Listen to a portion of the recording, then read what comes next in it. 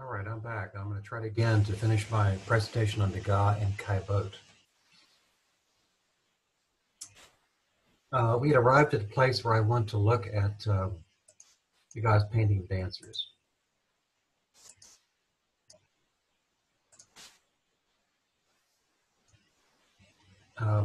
Degas had begun to study the subject of ballet dancers in the early 1870s.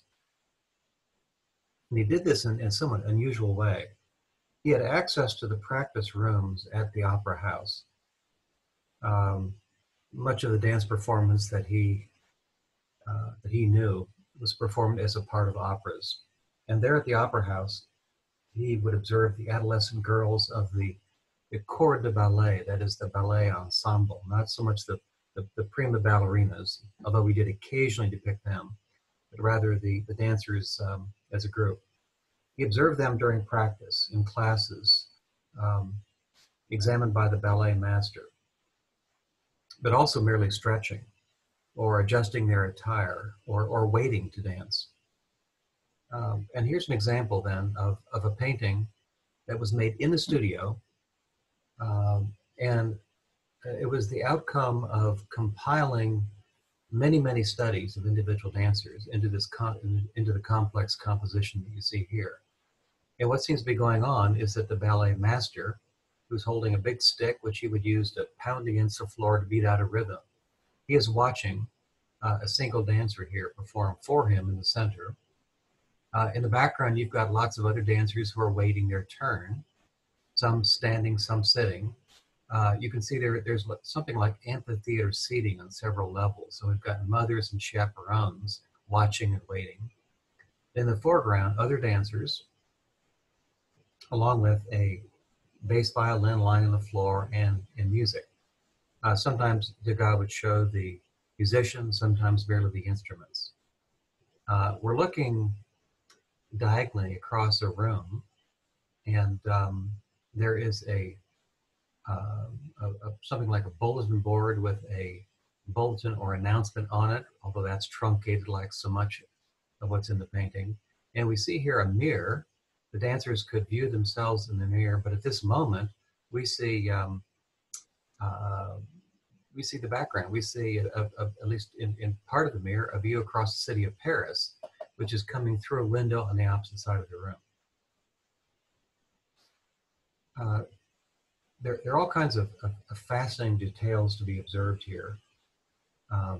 Notice that you've got four dancers which overlap one another in this tight little cluster.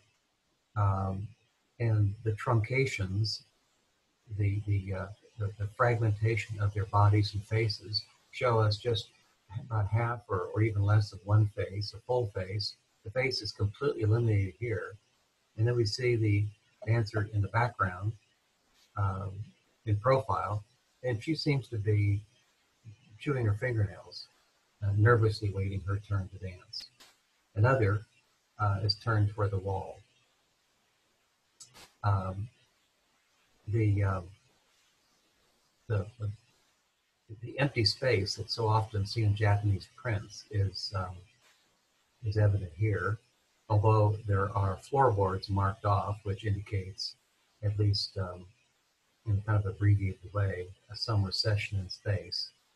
And the figures are all kind of clustered together in a band that moves diagonally from lower left to upper right. It's an intricate, complex, highly calculated composition that would have been worked out in the studio on the basis of many studies done on site. Now, when we do see a performance, and that's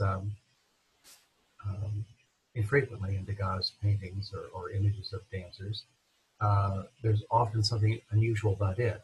So we're looking at a work called the Prima Ballerina, that dates from 1878. This is a work in pastel. And yet we don't see the dancer as she would have been seen by most of the audience, but rather from a box that's high to the side of the stage. So we look down sharply onto the stage. You see her from above against the flat, unmarked expanse of the stage.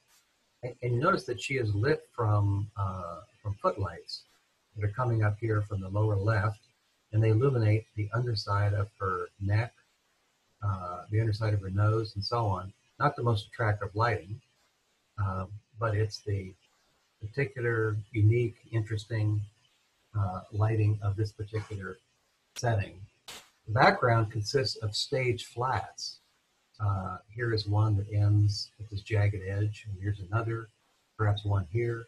And so we see dancers fragmentarily waiting their turn to come onto the stage, and we see the director of the show, presumably this dark-clad figure here. We see then the performance, but we also see something of the backstage details, the things that go on during the performance.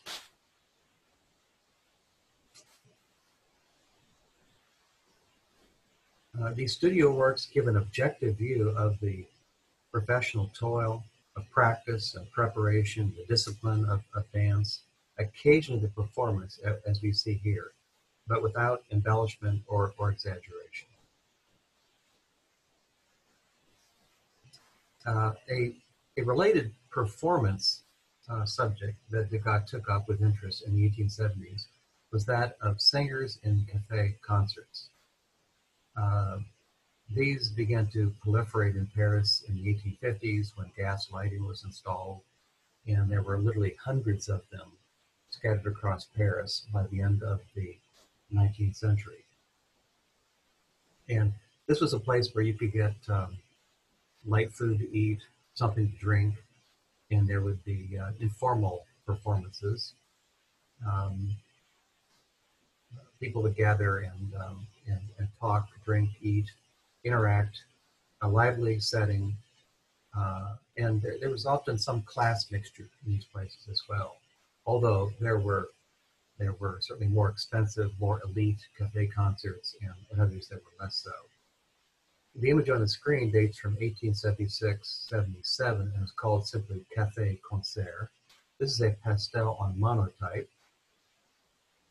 And we're seeing a single performer, the one brilliantly dressed in red, performing at this moment. Notice how the sequence of lights in the background aligns with her arm. It creates a strong diagonal across the image.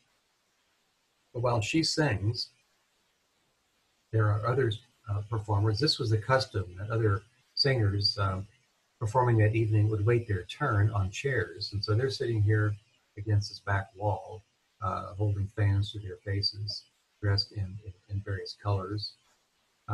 Degas shows us at the same time something of the setting and the audience that attended. So we're looking as if we're sitting in a row behind the women with hats immediately in front of us. And while this particular venue, which was the Café des Ambassadeurs, they were known to have an orchestra of 12, 15 players, we see only a single fiddlehead of a bass violin and perhaps a trumpet down here. So the point here is that Degas would go to these places, hear the music, make sketches, and then he would very selectively combine motifs that he found of interest. The bass violin was a particularly favorite motif seen often in his works. It has an interesting shape, and it projects up into the air above the body of musicians. And so it can be silhouetted as it is here against things beyond it. Another example seen here, entitled Singer with a Glove, a work in pastel, dates from 1878. This is often reproduced, a particularly fascinating image. Degas was really in tune with the characteristic gestures of individual performers. And in this case, he's really sought to capture the singer in the act of singing. Notice that her lips, well, not her lips, but her teeth are slightly blurry. And you've got here lines which seem to suggest movement. You see the same kind of hatching on the arm and also in the chin, which suggests moving parts of her body. She holds her hand in this distinctive way with the thumb projected out to the side as she gestures emphatically during the act of performance. The animation of the image is enhanced by the fact that she's cut off, and her arm is at a diagonal, her head is at a slight diagonal as well. And you can see that she is lit from below by footlights. So we see the underside of her chin and her nose lit up, and her eyes rather ghoulishly depicted in shadow. And here another example. This is entitled Mademoiselle Becca at the Café des Ambassadeurs. So same venue. This was painted in 1877-78.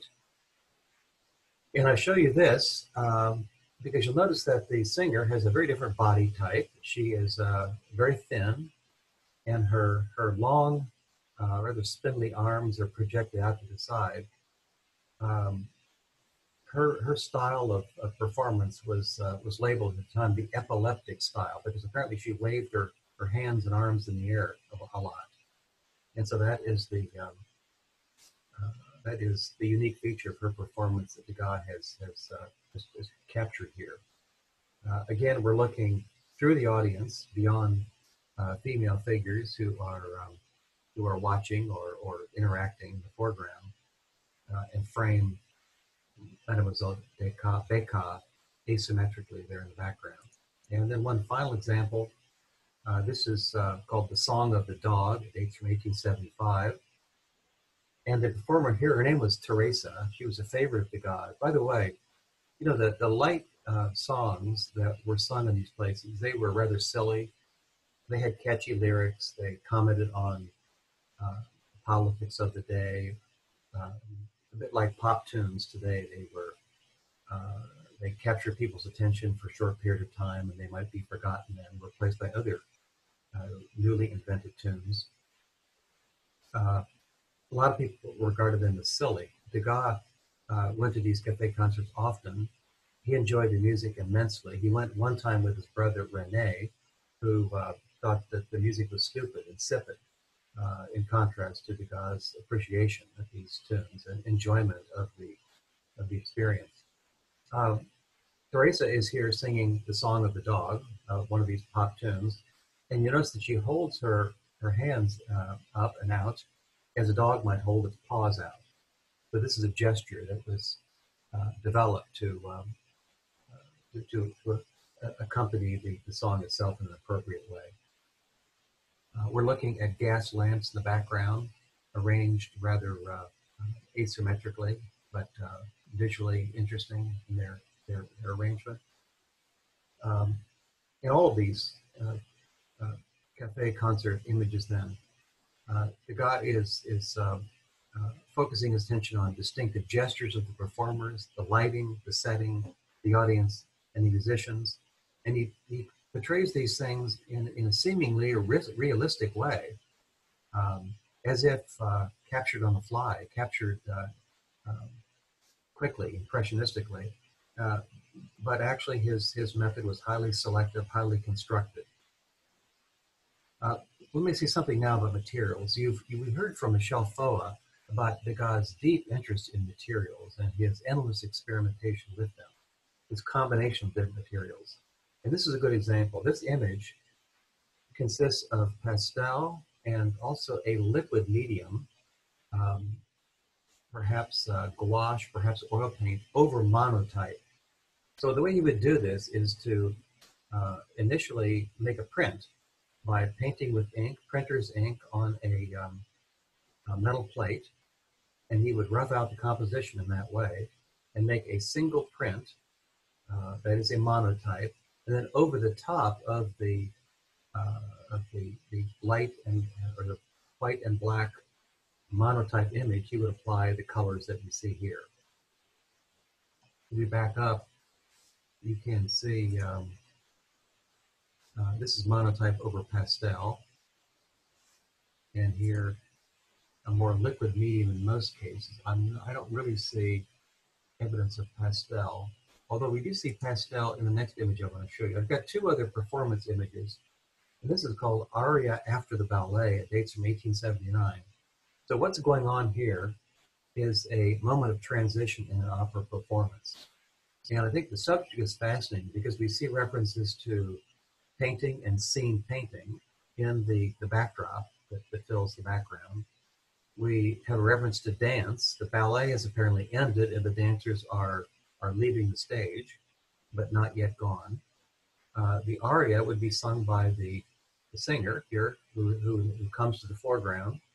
And then we've got a reference to the musical accompaniment in the form of these two fiddleheads of bass violins, bass fiddles that project up and against the dancers and cut up the dancers. So we see them only fragmentarily there in the bottom right. This image was also initially a monotype over which pastel has been applied. We can see that in the striations in a place like this. But you notice that the background appears to be made of a liquid medium. Broad strokes are put down to color the mountains and the trees, very summarily, sketchily represented with a liquid medium like oil or gouache. Gouache is a opaque watercolor. And then one other example of a performance image. This is entitled Ballet of the Nuns from Meyerbeer's Robert le Diable. So Meyerbeer was a successful, prominent opera composer. The opera here is entitled Robert the Devil, Robert le Diable. The work dates from 1876, and this depicts an episode within the opera where the nuns at night under moonlight engage in a kind of fantastic dance. Now you notice that the painting is half filled with the stage activity, which actually fills a little more than half. What we're seeing here is into a cloister. The arch is into a cloister, and the nuns are dancing in front of that arcaded backdrop. They're rather sketchily represented. You get only just a kind of dim idea of their forms and gestures. More attention is given to the audience. And we see the musicians in the pit, but again, Degas' inclusion of certain musicians and elimination of others is highly selective. What we're seeing for the most part is bassoons. 4 bassoons stick up like violin fiddleheads above the stage, and we see a couple of violin bows, and that's it. Here is the conductor with his sheet music.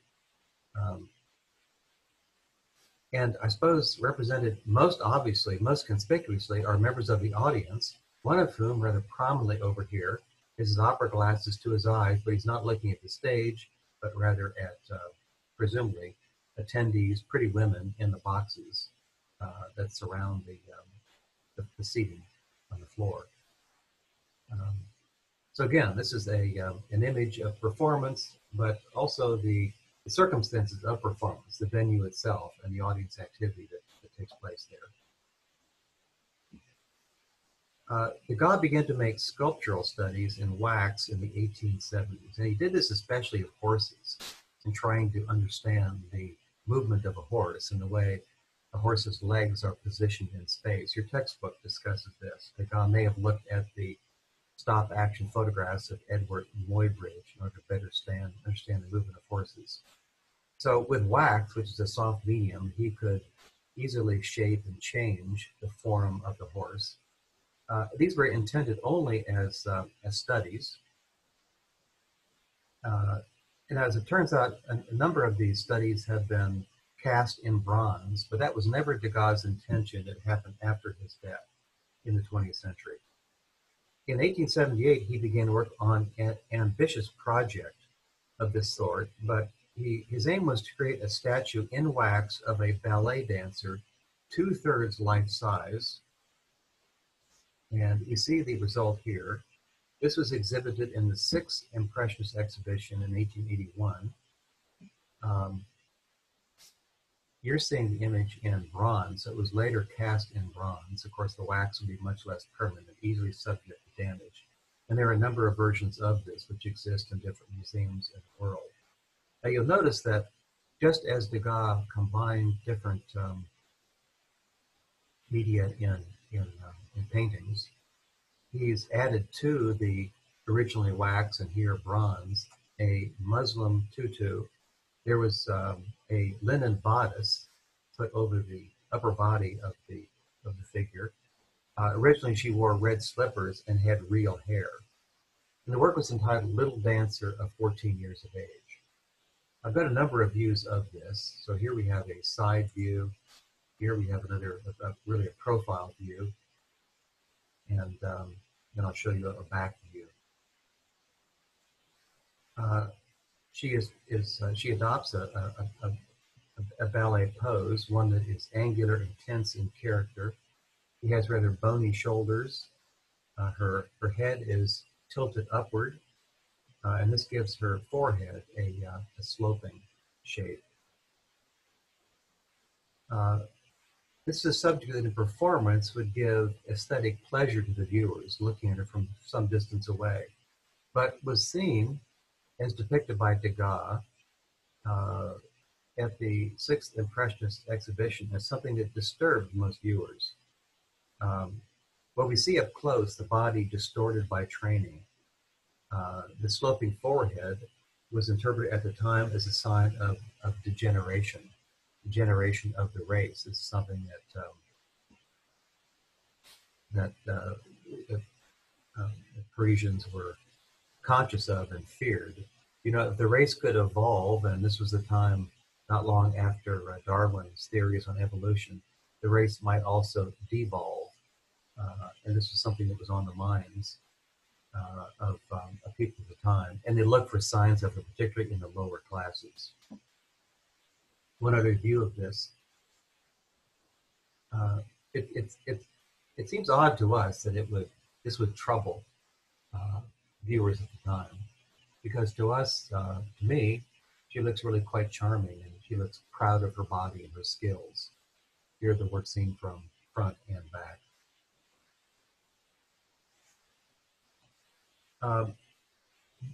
In the last couple of decades of Degas' career, the female nude occupied him extensively.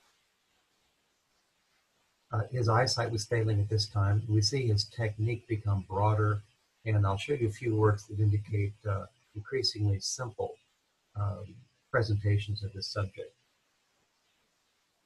The subject of the nude figure, the figure in general, but even the nude figure, is something that had played a significant part in Degas' work and Ingres' work. So I think there's a reference here to the earlier work of Ingres, but with a significant difference. Degas' nudes are not display nudes. They do not appear to be aware of being seen and posed in any sort of self-conscious way. Degas observed about this subject that the nude hitherto has always been represented in poses that presuppose an audience, as if the figure was aware of being seen. It was his intention to show his bathers moving naturally, oblivious of observers, in his words, as if seen through a keyhole.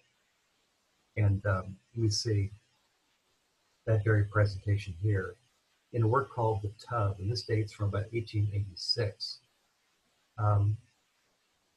Many of you would remember this survey.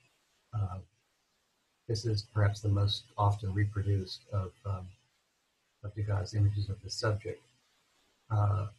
Again, one that seems quickly observed, caught on the fly, yet is very carefully put together. This is the outcome of careful calculation and the organization of all of the motifs within the image, such that the arm of the bather is on a slight diagonal which parallels the table or counter edge over here on the right-hand side. Then we see a number of echoes between the objects that are scattered here in the parts of her body, so that, for example, the V that's formed by her foot and leg, that's echoed in the scissors. You notice that her hand anchors the whole of the body and is echoed in the brush which sticks off of the counter edge. The head and the tub itself form half of the figure 8, and that's something that we see echoed in the handle and the bottom of the jug, the small jug, the large jug here on the right-hand side. There are color resonance as well, the hair. And this looks like hair also, perhaps a wig.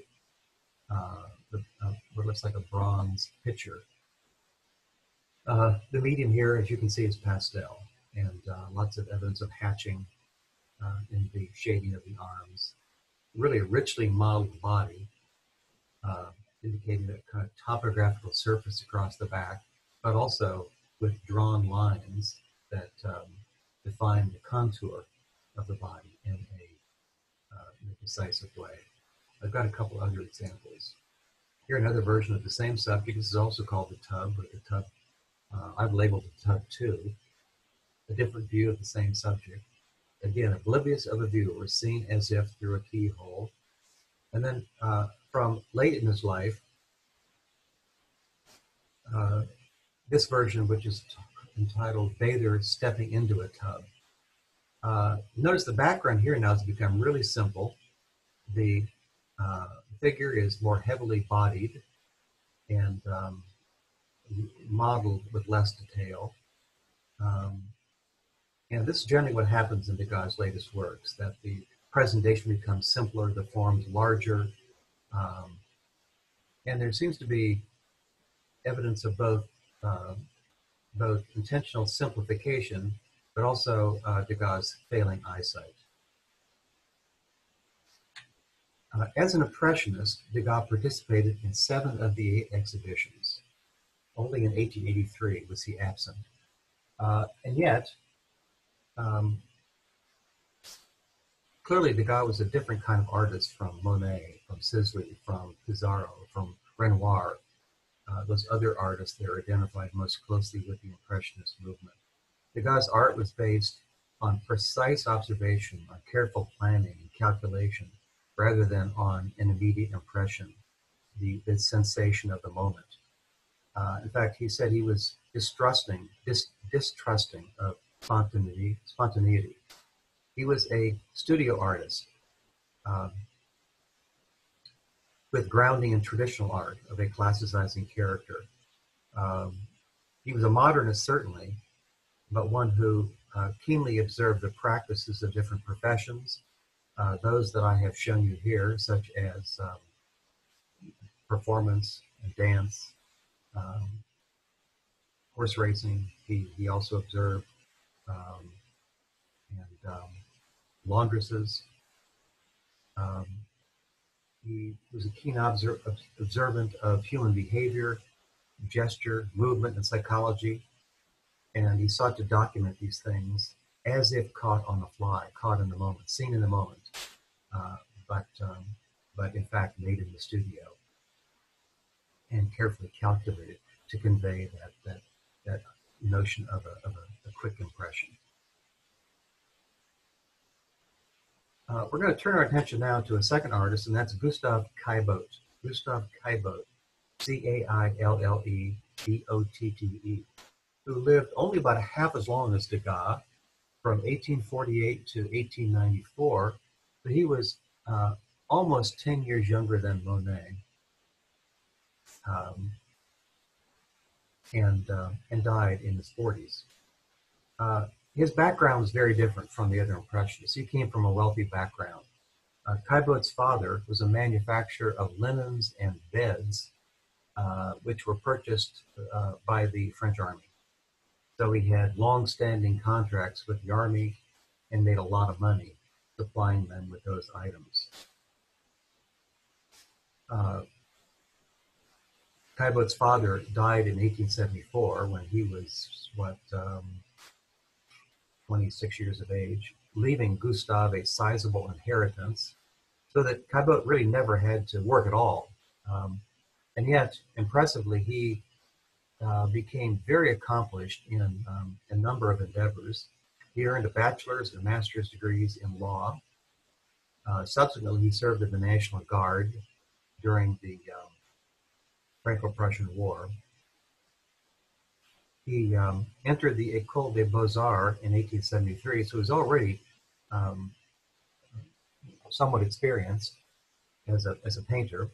He entered the official government-sponsored art school as a student of Léon Bonnat. He did not stay long, as it turned out. He submitted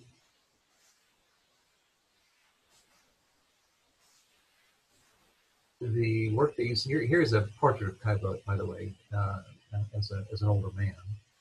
This would date from about 1890. Caillebotte submitted this painting, which is entitled Floor Scrapers, to the Salon in 1874. The work was rejected, and henceforth, Caillebotte would associate with the Impressionists and participate in 5 Impressionist exhibitions between 1876, that is the second exhibition, until 1882. So the work you see on the screen here is entitled Floor Scrapers. More than perhaps any of the other Impressionists, Caillebotte, his art is based on his own life. It portrays his own life, his own interests. And in this instance, it seems that he was painting here the completion of his own studio, which was located in a space over the concierge's lodge at the family's mansion in Paris. And so floor scrapers are finishing the floor prior to the occupation of the space as a painting studio. The subject is a novel one. The point of view is sort of unusual. We're looking down on the floor for the most part, but it appears that we're looking from a standing position, as Caillebotte might stand at his easel, down across the floor, and we see the floor scrapers at work. This is then an image of modern work. It's also an image of the male nude, more or less. These are strapping, muscular men.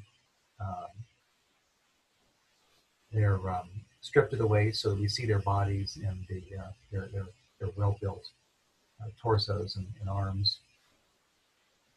They're captured here in an inventive composition that seems natural, but also is carefully calculated, so that, notice this figure who reaches forward is connected by way of his tool, looks like scissors, which he's cutting these scrapings. The scrapings then lead to the next figure, and the remaining 2 figures are connected together by the angled hammer, which then leads over to the wine that refreshes them on occasion. One might be reminded of Courbet's Stonebreakers, but the composition here is not quite so flat and simplistic, but arranged in a more complex way on diagonals.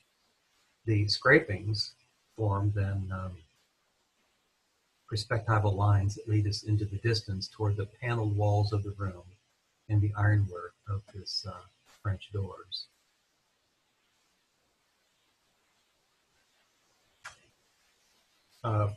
As I said, Floor Scrapers was rejected at the Salon of 1874, but subsequently exhibited at the second Impressionist exhibition in 1876.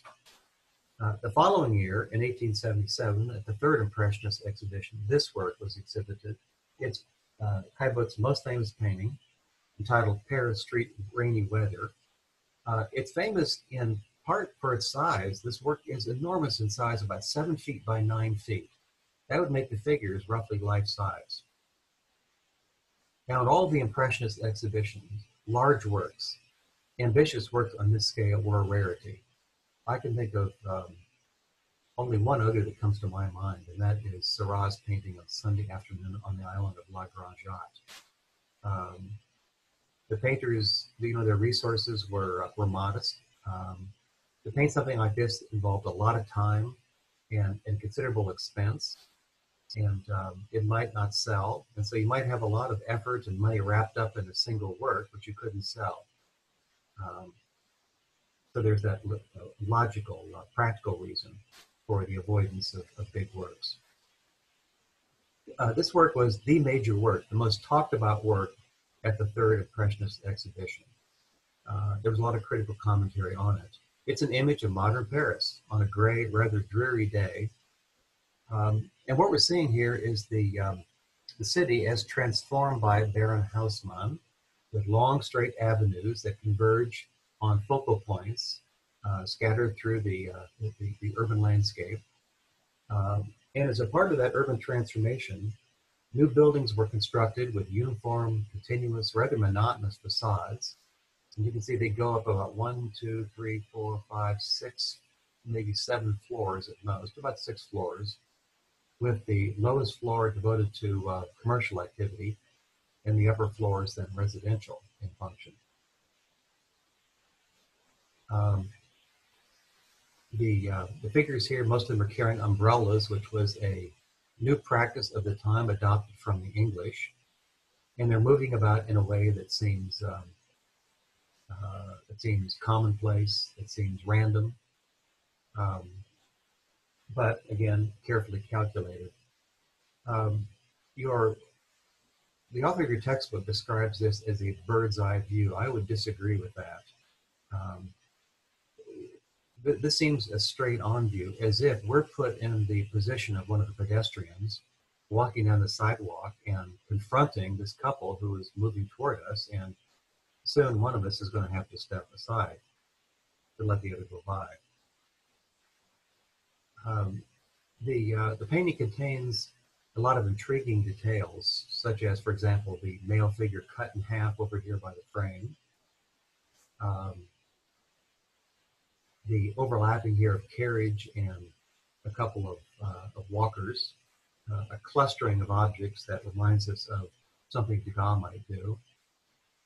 Most of the figures are bourgeois, middle-class flaneurs, strollers out for a casual walk in the city. There are a couple of working-class people of diminutive size. I'm going to go in closer so we can see that here's a man, perhaps a house painter, carrying a ladder.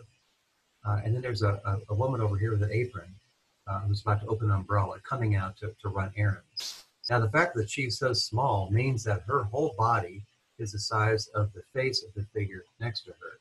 And so this is an interesting juxtaposition that we tend to kind of ignore, not think about, but it's the result, of course, of seeing one figure in distant space and the other figure in the foreground. Caillebotte has juxtaposed the two, I think, in an interesting way right there. Much like a Degas painting, the work is carefully calculated. It's the culmination of many preparatory studies. And you notice that, unlike, say, Monet or Renoir, that the technique here is a much more finished, sharply focused technique. Now, Caillebotte did a couple of other paintings of this kind, and I want to show you those, including this called the Pont de l'Europe, Paris, from 1876. This is the bridge that passes over the top of the Gare Saint-Lazare train station. This work was exhibited in the third Impressionist exhibition. I may have shown you this in class. Another carefully planned composition which juxtaposes different people from different classes, moving in different directions, their attention drawn in different directions. So we have a male bourgeois, said to be, this was recognized as a self-portrait of Caillebotte himself, passing a woman. And there's the slight hint of some kind of encounter, something said, a proposition that might have been made here. A man in, actually two men in working class smocks are also on the bridge, one looking then into the train yard, and we've got the dog that passes into the scene. Scene of modernity in the architecture of Haussmann's transformed Paris, of the iron bridge that sweeps diagonally across the painting, and in the clothing and class identities of the figures depicted. And here, one more view of the same kind. This is called On the Pont de l'Europe from 1876-77. A work in oil and canvas. This work was never exhibited during Caillebotte's lifetime. It's thought that maybe he was aware that the work was too similar to Monet on the one hand was painting the same subject, and Degas on the other, in the clustering of figures and the fragmentation of figures. But I think a fascinating composition in a number of ways. Again, we see a figure in a working class smock leaning on the edge of the bridge, looking at the train yard, as is the bourgeois next to him, as somebody else passes by. You can see the train shed over here with steam dissipating in the air, indicating the presence of a train engine. There's a curious shift in point of view. Notice the tracks. They really should be receding into depth, and yet they look as if they're seen directly from above. So it seems that two different points of view have been juxtaposed. And then one of the detail, we see the silhouette of the newly finished opera house here in the distance, completed only in 1875 by Charles Garnier, designed by Garnier.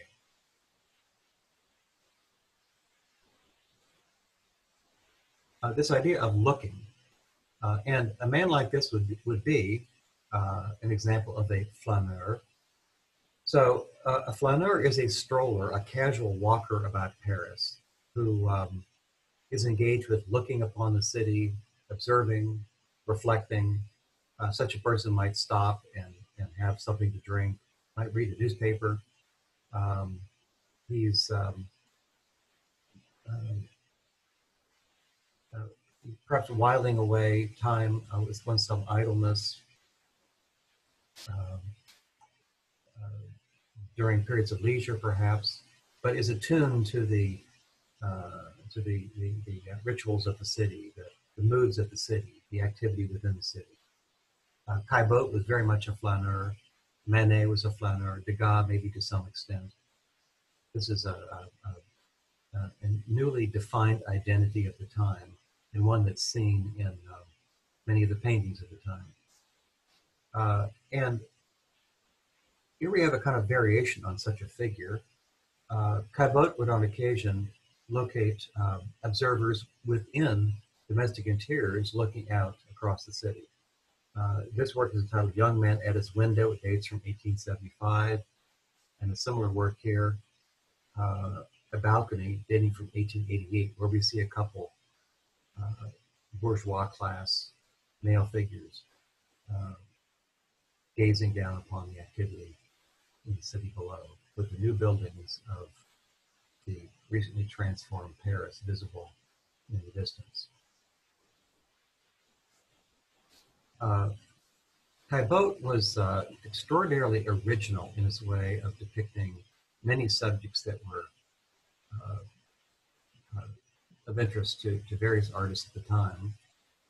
And here, for example, is a painting of pedestrians on the street, but we're perhaps on the same sort of balcony that we saw in the previous work, but now looking straight down at the pavement so sharply that it's almost hard to identify what we see. Well, this is a ginkgo tree growing out of the sidewalk, framed by the grill around it. And we're seeing a number of pedestrians, but so radically foreshortened that they appear as irregular shapes against the light-colored sidewalk.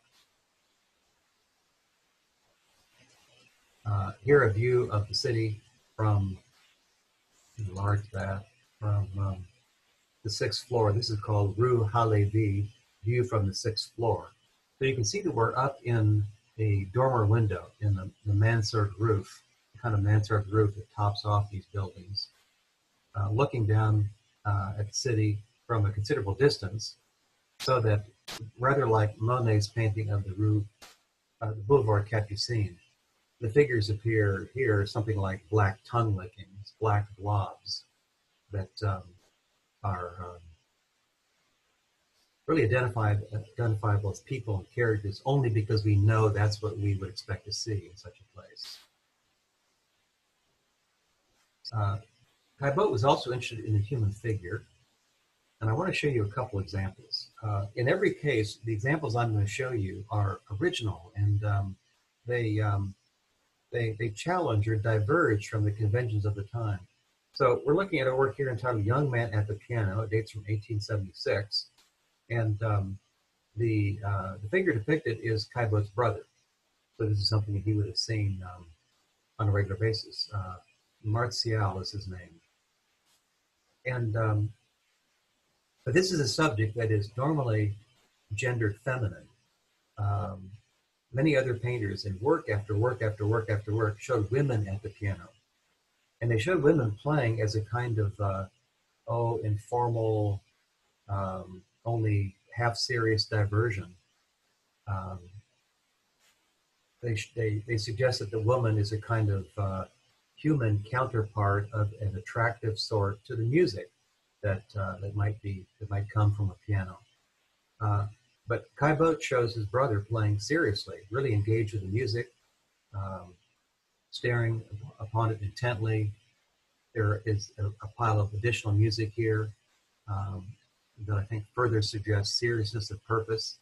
And you notice that the space is really compressed and constricted. So you see the piano tipped up,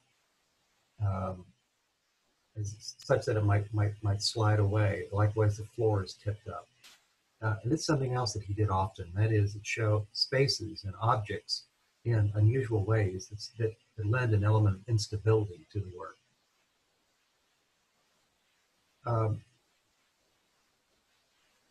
We saw Degas' paintings of women at the bath, and Caillebotte was rather unusual in depicting men in the act of bathing. This is one example, entitled Man at His Bath Drying Himself from 1884.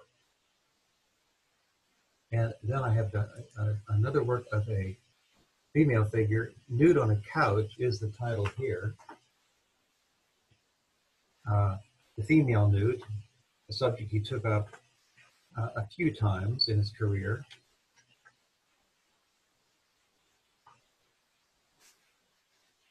I'm consulting my own notes on this. This was never exhibited during Caillebotte's lifetime, but here he presents the recumbent female nude, the lying down female nude, at the furthest remove from the idealized body of academic tradition. This nude is quite candidly portrayed as an undressed model. Her clothing is discarded nearby. You see her boots on the floor, and her dress, perhaps that's what it is, thrown across the pillow behind her. And there are traces of her clothing on her skin. A little hard to see it, but I've seen this in person, and you can see the imprint of clothing on her skin. Shielding her face, she fingers a nipple in a way thought to be immoral at the time. Caillebotte also shows her pubic hair. So we have here, in lots of ways, a provocative assertion of the painting naturalism.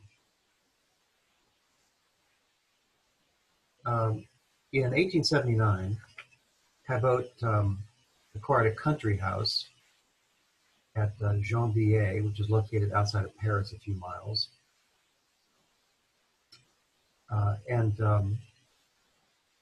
Caillebotte and his brother, Martial, who we just saw at the piano, moved into an apartment in Paris. Beginning in 1888, then, some years later, the country house was their primary residence. And there, the two brothers, Caillebotte himself pursued a number of hobbies, including stamp collecting. His stamp collection was later acquired by the British Museum, so this was no casual stamp collection. Gardening and also sailing. Caillebotte was a member and president for a time of the Paris Sailing Club. He pursued all these activities with great energy and devoted less time to painting. But one thing we do see him painting in his later years is boating and canoeing. And I have here just a couple of views to show you. The work on the screen is entitled The Canoers from 1878, and here a work entitled Oarsmen or Rowers from 1877. This view depicted as if we're sitting in the boat, and we see the other rowers at close range.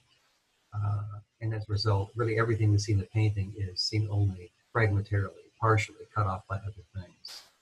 Caillebotte's style in these later years becomes more painterly, more like Monet, where his early work bears the closest resemblance to Degas, among other painters of the time. His later work shows the influence and more of an indebtedness to Monet, though he always retains, I think, a quality of uniqueness and originality that is distinctively his own. Okay, with that we'll stop. I hope I can upload both of these successfully, and you can look at them on YouTube. I'll give you instructions for doing that. We'll go on with Renoir and Mary Cassatt in the next lecture. Au revoir.